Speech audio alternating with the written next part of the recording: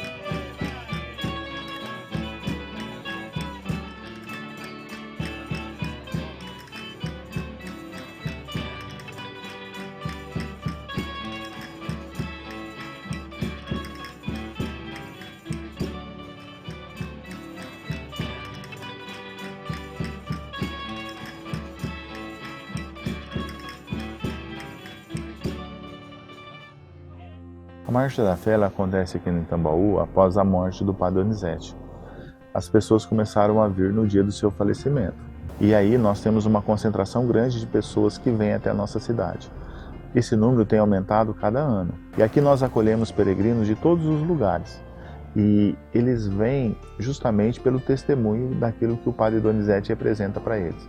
Vem em busca de uma bênção, vem em busca de uma fé, vem em busca de uma cura. A gente percebe que essa fé que movimenta muitos lugares do Brasil e do mundo também movimenta Tambaú, que faz as pessoas virem aqui atrás de um algo mais, que é buscar uma cura espiritual, um alívio para os seus problemas do dia a dia, levantar independente do dia, da semana, com frio ou com chuva, e vir a Tambaú.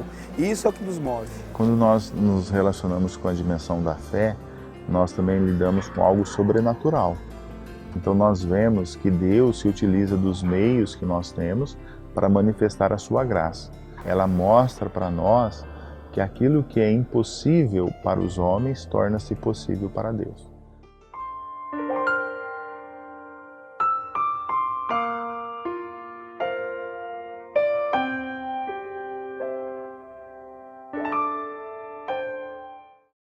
Padre Donizete, desde a sua juventude, ele se dedicou ao sacerdócio, à vida de entrega às coisas de Deus para benefício dos homens. Desde então, o Padre Donizete passou a fazer um movimento em Tambaú que até então a cidade não tinha nunca visto, movimento aonde ele se dedicava extremamente à pobreza. Então, o Padre Donizete ficou em Tambaú de 1926 até 1961, quando faleceu, mas sempre mesmo à procura de servir o próximo, na parte material e na parte espiritual. A importância da fama de santidade, ela foi em vida dele e após a sua morte. E até hoje ele continua então curando por sua intercessão muitas pessoas que alcançam o milagre através de Deus. Nós vemos justamente que na cidade de Tambaú, a presença do Padre Donizete ela é muito forte e ela também é muito viva no coração das pessoas.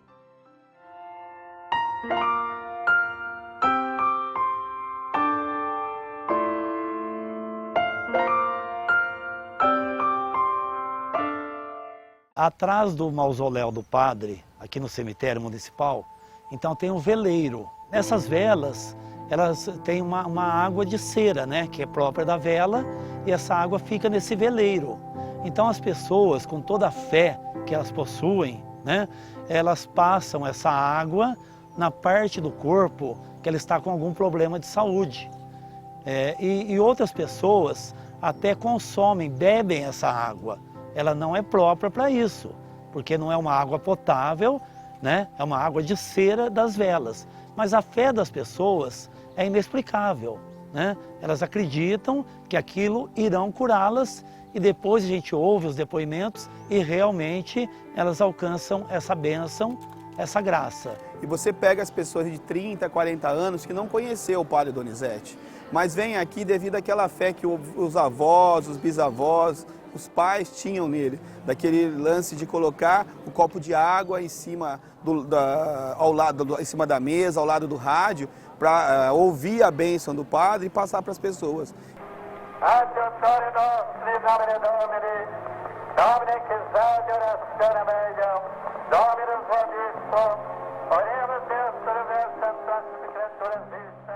Em maio de 2009, os restos mortais do Padre Donizete foram transladados para o Santuário Nossa Senhora Aparecida, onde se encontram e devem permanecer.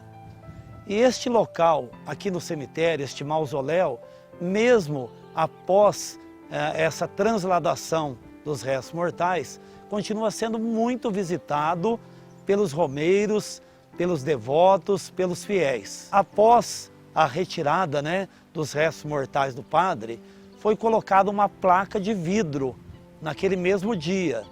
E esta placa, ela permanece até hoje. Umas bolhas de água se formaram colando na parte interna desta placa, né? Então é um fenômeno, é uma coisa inexplicável. Inclusive, tivemos a visita de universitários, fizeram um estudo e não chegaram a nenhuma conclusão científica sobre o fato.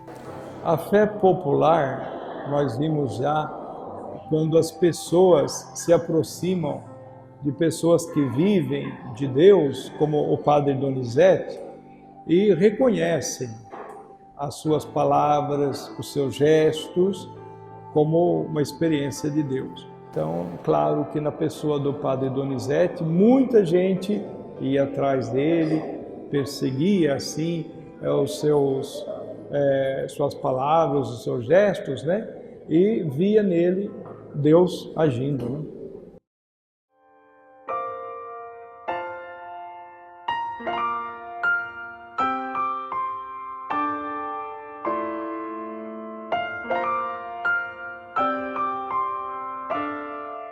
Em 1929, o Padre Donizete fez uma ampla reforma aqui na Matriz e essa reforma foi total. E essa igreja ela ia ser entregue à população no dia 12 de outubro, que era o dia de Nossa Senhora Aparecida, o dia da nossa padroeira do Brasil. No dia 11, do dia 11 para o dia 12, um curto-circuito provocou um incêndio na Matriz. E a igreja foi totalmente queimada. Tudo, o forro, os bancos da igreja, os 3 altares que eram de madeira, né, também se queimaram. Todo o reboco da parede acabou caindo devido ao incêndio. A cidade não tinha recurso nenhum para apagar aquele fogo, então consumiu a igreja toda. E no interior dela tinha 23 imagens de santos, inclusive essa de Nossa Senhora Aparecida, que veio então essa réplica, né, que veio lá do santuário. 22 imagens foram reduzidas a cinzas. E o padre Donizete foi comunicado do incêndio. Chegando aqui, ele ficou na porta da igreja, vendo que nada mais se podia fazer. O padre levantou a batina, pegou um bambu que estava num canteiro aqui da praça e entrou dentro da igreja. E no altar lateral direito, a imagem de Nossa Senhora estava no chão. E ele foi lá e retirou essa imagem, né? Ele colocou ela contra o peito, saiu sem conversar com ninguém. Foi um fato realmente milagroso pelo seguinte: como que 22 imagens são queimadas, são reduzidas a cinzas, e aquela que tinha um manto de seda, na época o manto era branco, né? Não era azul como hoje, era um manto branco, ele apenas foi chamuscado pela fumaça. Ele ficou meio creme, meio marronzinho por causa da fumaça. Então, como se explica que aquela imagem com o manto de seda, que deveria ter sido a primeira a se queimar, não queimou? E ele retirou essa imagem, né? Porque ele era devoto de Nossa Senhora Aparecida. Venha a nós o vosso reino, seja feita a vossa vontade, assim na terra como no céu. O pão nosso de cada dia nos dai hoje, perdoai as nossas ofensas, assim como nós perdoamos a quem nos tem ofendido, e não nos deixeis cair em tentação, mas livrai-nos do mal. A minha mãe sempre me falava, desde pequena, né, do fato ocorrido na casa dela, que era da minha avó. Na época de 1954, por volta dessa época, mais ou menos, vinham muitos caminhões de pau de arara para Tambaú, procurar o padre Donizete para receber a bênção, o milagre, porque todos já consideravam o padre muito santo. E as pessoas que vinham em busca de milagre eram pessoas bem carentes, tá? Então elas chegaram ao padre, receberam a bênção na parte da manhã, e um senhor, vindo de Minas, ele se localizou até o padre Donizete e falou: padre, as crianças estão com fome, onde que nós vamos comer? Nós estamos com fome. O padre Donizete sabia da bondade do coração da minha avó e disse para esse senhor se localizar nas costas da igreja, que tinha uma casa de uma senhora chamada Angelina, que ela iria dar comida às crianças.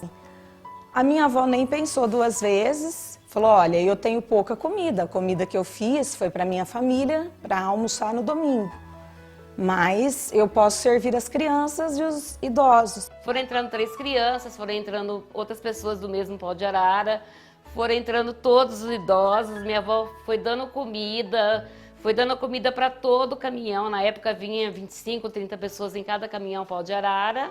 E por último, né, que chegou para almoçar, foi o senhor que era motorista, caminhoneiro, né, e sentou para almoçar, e minha avó falou: nossa, meu marido está próximo a chegar para o almoço, será que vai ter comida para ele? Quando ele comeu, que a minha avó foi até a panela e percebeu que a comida que ela havia feito para o almoço da família estava toda na panela, não tinha diminuído. E já tinha almoçado por volta de 25, 30 pessoas que estavam nesse caminhão pau de arara. Outro lado do padre que o levou a ser muito conhecido, não só no Brasil como no exterior, ao longo da vida dele aqui, ele fazia umas curas que o pessoal não sabia bem se era cura ou o que era. A pessoa às vezes estava doente, o padre falava: pode ir embora, tal, Deus vai curar. Então, curava, Nossa Senhora vai curar. E eu fui para o hospital aqui em Tambaú. E nesse hospital eu comecei a passar muito mal e eram as 8 horas da noite e eu cheguei a ter a primeira parada cardíaca em função de uma prostatite, uma infecção na próstata. Isso aconteceu às 9 horas da noite e eu só saí de Tambaú às 5 horas da manhã do domingo. E o médico, o cardiologista, falou para minha família, falou: olha, ele não vai aguentar a viagem, ele vai morrer no caminho. E assim foi, fui embora, cheguei em Ribeirão e tive mais 3 paradas cardíacas, né? Fui atendido lá no Hospital São Paulo me lembro o nome da médica que me atendeu, doutora Fátima, e não foi por acaso, né? Eu acho que ali começou, através dessa mulher, a interferência de Deus, do Padre Donizete, me ajudando. E nessa situação, assim, crítica, na última vez, ela deu um grito e falou, olha, eu vou tentar a última coisa. Deu uma injeção direta no coração. E eu pedia para ele que ele intercedesse junto a Jesus, a Nossa Senhora, e que pudesse me curar. Eu tinha certeza que ele podia me curar. E depois que ela deu essa injeção, acelerou muito o meu coração, né? Eu consegui falar. Nossa, parece que o meu coração vai sair do peito, né? Aí ela deu um grito, falou, graças a Deus. Aí pegou no meu rosto, com as duas mãos, e disse para mim, o senhor acredita em Deus? Eu falei, eu acredito. Ela falou, o senhor está vivo por um milagre. Eu falei, eu sei, do Padre Donizete. Eu tenho certeza que eu recebi esse milagre dele.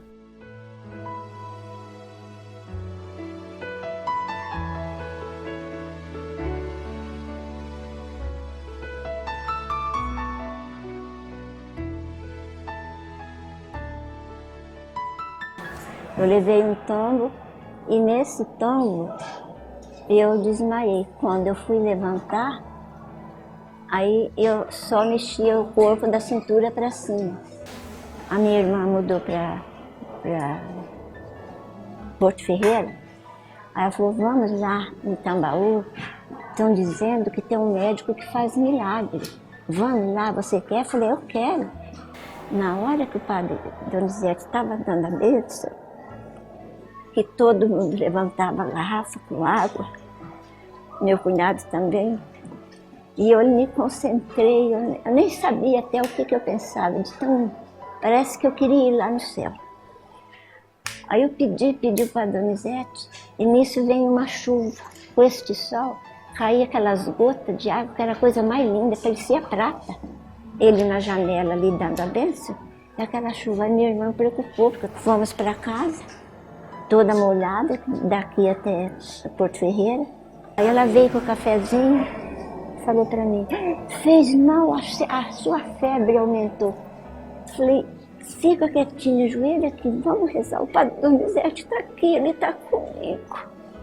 Ele está me curando. Sentei na cama, andei, eu senti, parece que eu dormente, mas eu senti uma diferença em mim.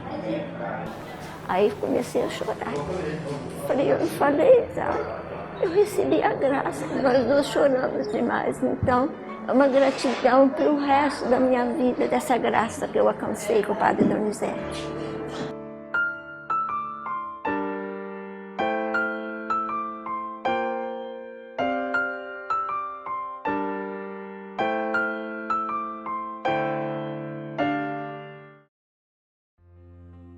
Na igreja, quando nós temos o reconhecimento de um santo, tudo isso começa com um processo, o chamado processo de beatificação.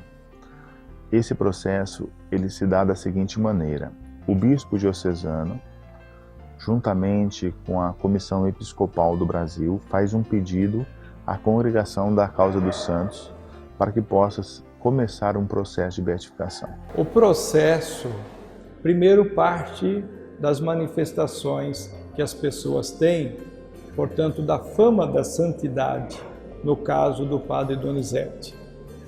Considerado isso, a Igreja se move com um tribunal, com as pessoas todas compondo um questionamento, um levantamento dos dados, para que os testemunhos sejam expressos. Depois desse processo, o que acontece? Acontece que a igreja vai emitir o segundo decreto.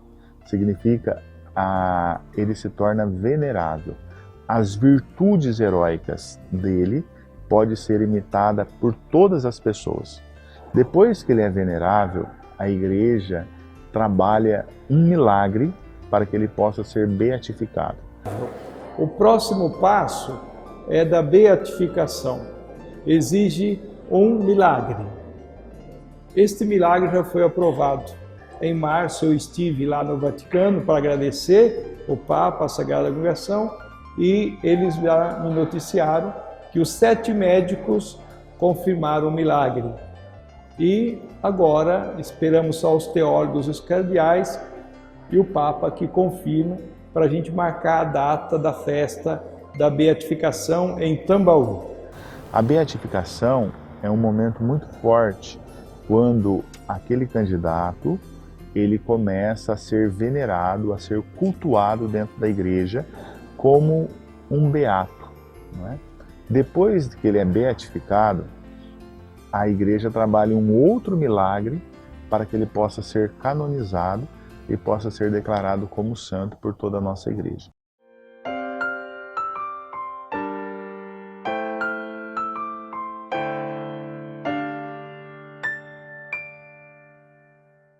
E a gente não tem o que negar. Para mim é santo para sempre. Já está beatificado. Não tem mais o que falar. Já foi comprovado por nós dentro da nossa casa. Só coisas boas. Eu tenho uma fé e uma devoção muito grande, a minha família toda. Então eu quero agradecer de todo o meu coração. E se Deus quiser, eu venho aqui agradecer muito mais graças que eu estou precisando. Sabe, para mim, ele já é santo, né? Então esse reconhecimento da igreja é um mero protocolo, com todo o respeito, né? Mas para mim, e para muitas pessoas aqui de Tambaú, eu tenho certeza, ele já é santo. Muitas coisas que a gente viu e que a gente vê ainda nos dias de hoje comprovam isso que eu estou falando para você.